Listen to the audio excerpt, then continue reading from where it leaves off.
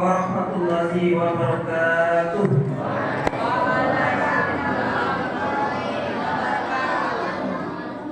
Alhamdulillahirabbil alamin wa bihi nasta'in ala umuri dunya waddin.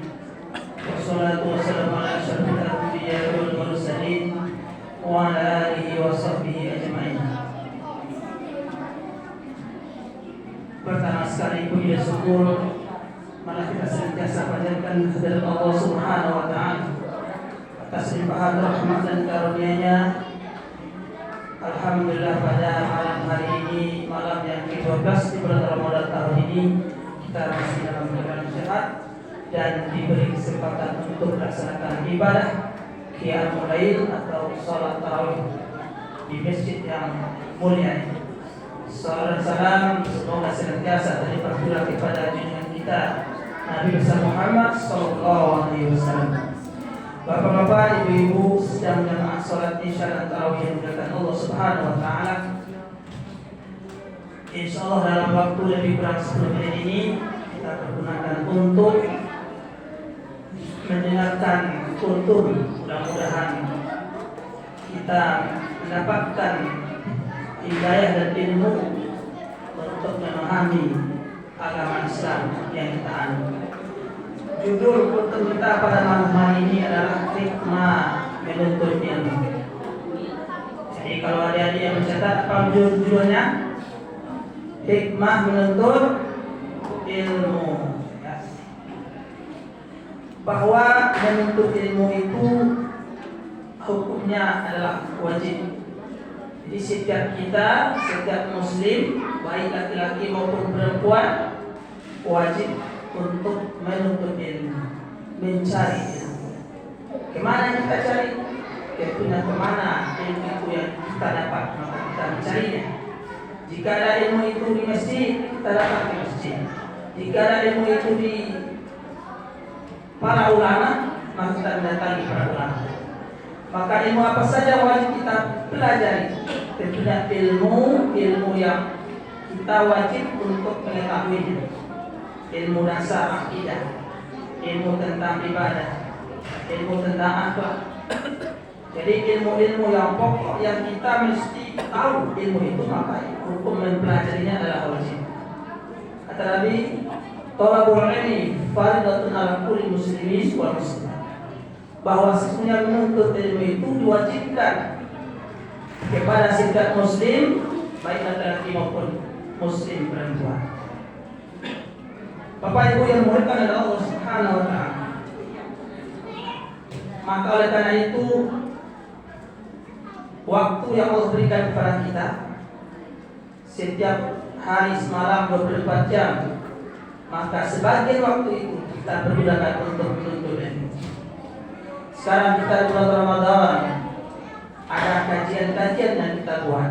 Ada kajian kultum ba'da sholat isya, ada kultum subuh, mungkin ada kajian ba'da sholat.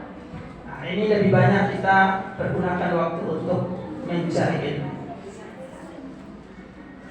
Allah Subhanahu wa taala telah berfirman dalam Al-Qur'an, ya fa'al ladzina amanu wal ladzina utul ilma darajat. Sesungguhnya Allah mengangkat derajat orang-orang yang berilmu, orang yang beriman, dan orang yang berilmu dan jadi orang yang berilmu itu pasti Allah angkat derajatnya. Karena kita ketahui bahwa Nabi Adam alaihissalam disuruh sujud, malaikat disuruh sujud kepada Nabi Adam. Kemudian malaikat untuk sujud kepada iblis, kan dia merasa lebih mulia. Maka kata Allah, setelah Adam diajarkan oleh Allah ilmu, maka Nabi Adam itu orang yang alim. Jadi kalau kita tak belajar, bagaimana kita menjadi orang alim? Kita ingin sholat yang khusyuk, tapi kita tak mau belajar sholat, maka mustahil kita akan bisa melaksanakan sholat itu dengan khusyuk. Maka ada ayat maupun hadis yang menceritakan, menerangkan bahwa sesungguhnya orang yang menuntut ilmu itu akan dimudahkan jalan Allah Subhanahu wa taala untuk menuju surga. orang yang paham dengan agama, maka itulah orang yang baik. Maka oleh karena itu kita berusaha untuk bagaimana kita itu memiliki ilmu. Kata Iman, salaka tariqan yatlubu fihi ilman, salakallahu lahu tariqan ila jannah. Barang siapa yang memudahkan jalan untuk mencari padanya jalan itu ilmu, maka Allah mudahkan baginya jalan menuju surga. Bapak Ibu sudah pernah melihat surga? Sudah terbayang kita surga itu? Jadi surga tak pernah mata kita memandangnya, tak pula telinga kita mendengarkan, tak pernah pula terbersih oleh pikiran kita surga itu begini dan begitu. Maka surga itulah suatu tempat yang indah,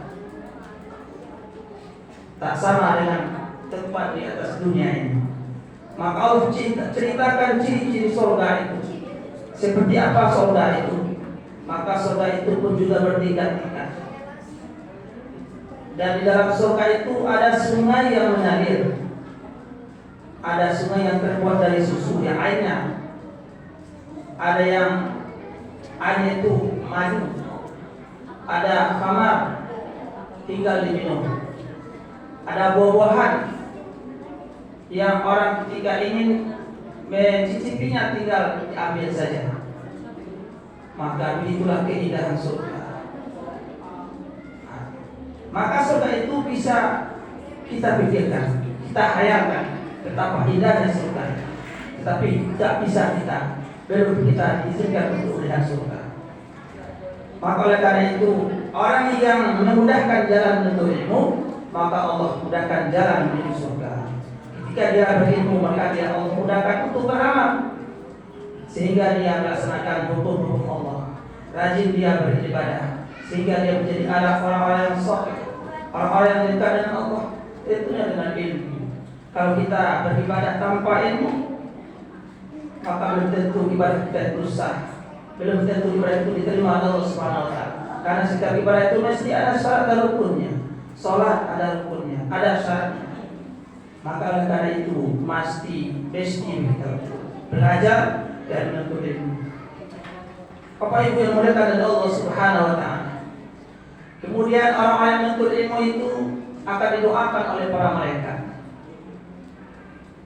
Innal malaikata talamu li hajatiha di talabil ilmi. Bahwasanya malaikat itu meletakkan sayapnya bagi orang-orang yang menuntut ilmu. Redha dia tubuh, karena dia redha dengan apa yang dia cari. Maka orang-orang yang hadir dalam majelis ilmu, maka malaikat mendoakan kita. Kalau malaikat yang mendoakan kita, maka yang dilakukan oleh mereka adalah mengampun. Mohon ampun kepada Allah akan dosa-dosa kita, ampuni ya Allah. Maka dosa-dosa orang yang menuntut ilmu akan didoakan oleh malaikat agar dosa-dosanya diampuni oleh Allah Subhanahu wa taala. Kalau dosa-dosa kita sudah diampuni oleh Allah, maka Allah akan turunkan rahmat-Nya, rahmat dan kasih sayang kepada kita. Kemudian yang selanjutnya, orang yang menuntut ilmu itu juga didoakan bahkan oleh ikan yang ada di laut. Begitu mulianya orang-orang yang menuntut ilmu. Ikan yang ada di laut pun mendoakan kita. Tumbuh-tumbuhan pun mendoakan kita. Maka makhluk Allah yang menurut kita tak bisa berbicara bisa mendoakan kita. Mendoakan orang-orang yang dimuliakan oleh Allah, itu orang-orang yang senantiasa belajar untuk menuntut ilmu. Maka menuntut ilmu ini tidak ada batasnya Bapak Ibu. Kalau kita di sekolah belajarnya di bangku sekolah sampai tamat kita sekolah. Kalau kita ingin belajar agama lebih dalam lagi, kita belajar di pondok pesantren 3 tahun, 5 tahun, 7 tahun, alias 10 tahun. Kalau kita di masyarakat ini sudah tak sekolah lagi, Maka belajar kita di mana? Tentunya di masjid. Menghadiri majelis-majelis ilmu. Kita buat kajian-kajian di masjid, baik itu mingguan, bulanan. Dan yang terpenting adalah apa yang kita pelajari itu harus kita susun dengan baik materinya. Umpamanya kita belajar akidah, kita carikan gurunya tentang akidah yang paham dengan akidah, sehingga kita iman kita itu betul-betul sah. Kita mengetahui mengenal Allah Subhanahu wa taala dengan ilmu akidah atau ilmu tauhid. Kita belajar fikih tentang ibadah ini, maka kita cari guru yang khusus, yang mendalami, yang paham tentang ilmu fikih, sehingga ibadah kita benar. Kemudian ilmu untuk memahamkan kepada kita tentang bagaimana menjadi orang yang baik, menjaga hati kita supaya kita hidup bersama ini menjadi orang-orang yang senantiasa berkasih sayang, tidak iri, tidak mencaci maki, dan tidak senang melihat orang lain mendapatkan nikmat. Tentu hati kita harus kita bersihkan daripada sifat-sifat tercela dan kita isi dengan sifat-sifat yang mulia, yaitu ilmu akhlak tasawuf. Maka kita cari guru yang betul-betul memahami tentang ilmu tasawuf tersebut, sehingga Islam itu dari segi akidah, dari segi ibadah dan tasawuf itu bisa kita pahami dengan benar, sehingga kita menjadi muslim yang kafah, muslim yang betul-betul ya memahami agama dan bisa mengamalkannya dalam kehidupan kita. Dan itulah jalan bagi kita untuk menuju kepada surga Allah Subhanahu wa taala. Bapak Ibu yang dimuliakan Allah Subhanahu wa taala, demikian untuk kita yang singkat ini, semoga ada manfaatnya. Terima kasih atas segala perhatian. Mohon maaf atas segala kekurangan. Billahi fi sabilillah. Wassalamualaikum warahmatullahi wabarakatuh.